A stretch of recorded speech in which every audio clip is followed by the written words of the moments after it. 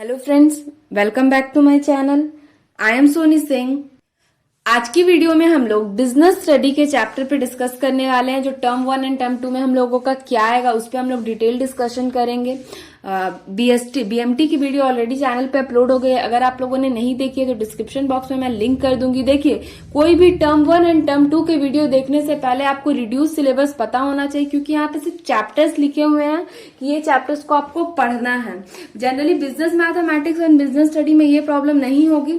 Problem आपको होगी economics and accounts में। वहां पे चैप्टर्स दिए हैं, लेकिन वहां पे उस चैप्टर्स में से कुछ कुछ पॉइंट को आपको रिड्यूस किया है। तो सबसे पहले आप जब भी टर्म 1 एंड टर्म 2 की देखे वीडियो, कोई भी वीडियो को देखे, तो आपको रिड्यूस सिलेबस पता होना चाहिए कि आपके सिलेबस से क्या क्या टॉपिक्स को डिलीट किया गया है। रिड्यूस सिलेबस की वीडियो चैनल पे अपलोडेड है।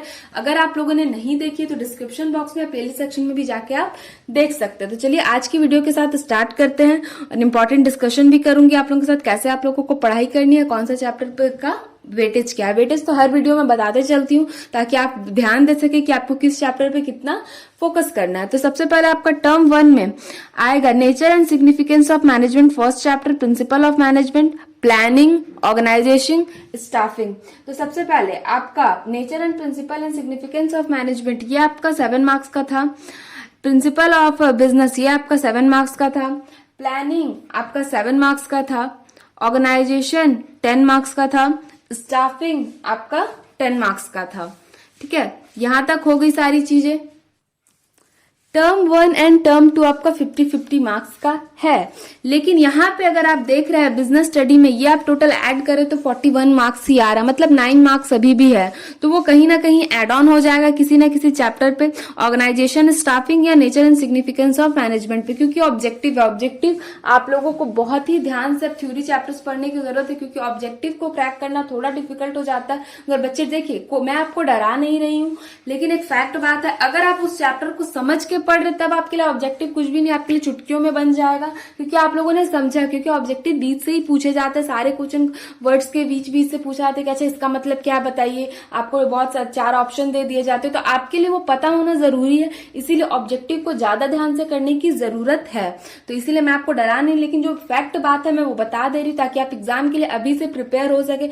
ऑलरेडी जैक बोर्ड ने बहुत ही लेट किया हमारे ये सब चीजों को डिस्कस करने में, डिक्लेयर करने में कि हम लोग का सिलेबस रिड्यूस हुआ है। टर्म 1 टर्म 2 बाकी सारे स्टेट बोर्ड के सीबीएसई आईसीएसई कब के आ चुके हैं। अभी दिसंबर में एग्जाम है, नवंबर में एग्जाम है, और अभी सितंबर चल रहा है, अभी आया। मतलब इतना डिले। और कोई भी ऑफिशियल साइट पे जैक बोर्ड ये सब नहीं करता। जैक बोर्ड को ये चीज को बहुत ध्यान देने की जरूरत है। बच्चे डिस्टर्ब होते हैं। हमें भी जब हम कोई भी नोटिफिकेशन आता है तो हम कभी कभी हमें खुद पता चल जाता है, अगर साइट पे विजिट करते हो तो कुछ कुछ बच्चे मैसेज करने, दीदी ये नोटिफिकेशन आ गई, दीदी ये नोटिफिकेशन आ गई, बट ऑफिशियल साइट पे कुछ है ही नहीं। फिर 1-2 वीडियो या 1-2 जगह से फिर पता चलती है कि हाँ आ गई, तो फिर उसके अकॉर्डिंग जैक बोर्ड को ये चीज तो एकदम ध्यान में रखनी चाहिए कि अगर वो कोई भी नोटिफिकेशन निकाल रहे तो वो एक फिक्स कर दे, ये हमारा ऑफिशियल साइट, झारखंड बोर्ड का ऑफिशियल साइट है, लेकिन वहां पे भी जल्दी अपडेट नहीं होता। या ट्विटर पे या इंस्टा पे कहीं भी वो अपडेट कर दे, या टेलीग्राम कोई भी एक ऑफिशियल साइट अनाउंस कर दे कि अगर झारखंड बोर्ड एकेडमिक काउंसिल की तरफ से इंटर के बच्चों के लिए, 10 के बच्चों के लिए कोई भी नोटिफिकेशन आएगी तो सबसे पहले यहाँ अपडेट होगी, आप यहाँ चेक कीजिए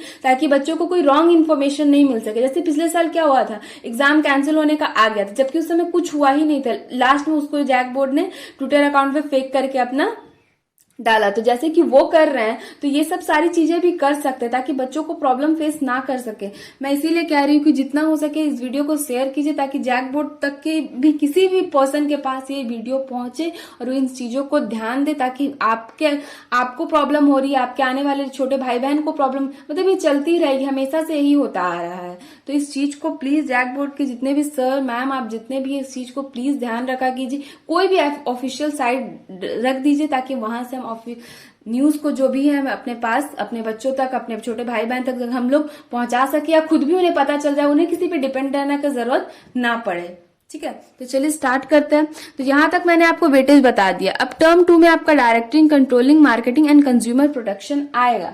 तो सबसे पहले डायरेक्टिंग, कंट्रोलिंग ये आपका 12 मार्क्स का था, ये आपका 7 मार्क्स का है, ये आपका 14 मार्क्स का, ये आपका 6 मार्क्स का।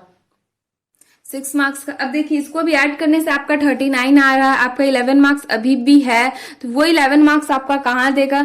या तो मार्केटिंग में ही ज्यादा से ज्यादा क्वेश्चन पूछा जाएगा, या डायरेक्टरी एंड कंट्रोलिंग से कहीं से भी पूछ सकते हैं, लेकिन अप्रोक्स यही है कि इतना मार्क्स का क्वेश्चन आता है, तो इसी हिसाब से आपको प्लानिंग करनी है। अभी पहले टर्म 1 पे आपको फोकस करना है, क्योंकि मैंने जैसे कि प्रीवियस वीडियो में बताया था कि अगर कोविड का सिचुएशन फिर से वैसा हुआ और लॉकडाउन करना पड़ गया, एग्जाम को कैंसिल करना पड़ गया, तो टर्म 1 के बेसिस पे ही आपके एग्जाम में अच्छे मार्क्स आएंगे। जैक बोर्ड के बहुत सारे बच्चों को देखिए इस बार क्या हुआ था, अपने सीनियर से जाके पूछे, बहुत सारे बच्चे एग्जाम नहीं दिए थे फिर भी फेल हो गए थे, और बहुत सारे बच्चों का अच्छा मार्क्स आया था, बहुत सारे बच्चों को खराब मार्क्स आया था। ऐसा क्यों हुआ था नहीं पता, लेकिन इस बार जैक बोर्ड ने इसीलिए शायद ये चीज किया, term 1 and term 2 another state board से, ताकि टर्म 1 के बेसिस पे आपका मार्क्स दिया जा सके, वाइवा हो सके। इसलिए पहला आपका फोकस जो होना चाहिए टर्म 1 के लिए, आपके टर्म 1 जो बोले ना भगवान है, इसको एकदम अच्छे तरह सभी से लग जाइए पढ़ाई में अच्छी तरह से। कोई भी डाउट्स होती है, किसी भी टॉपिक पे वीडियो चाहिए टर्म 1 से रिगार्डिंग कोई भी सब्जेक्ट पे, तो कमेंट सेक्शन पे कमेंट, आप तो जैसे जैसे वीडियो बोलते मैं अपने चैनल पे अपलोड करते ही जाती हूँ।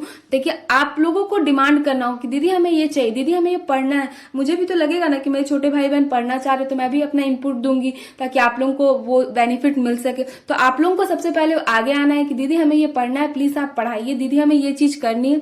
जैसे कि कल ही एक बच्चे ने कहा, मैंने कहा कि कल तक आपको सारी सिलेबस की डिटेल वीडियो मिल जाएगी, आप लोग प्लीज निश्चिंत रहिए, एक दिन का टाइम दे देंगे, पूरा एनालाइज करके बनाना पड़ता है ना, तुरंत हम नहीं बना सकते हैं।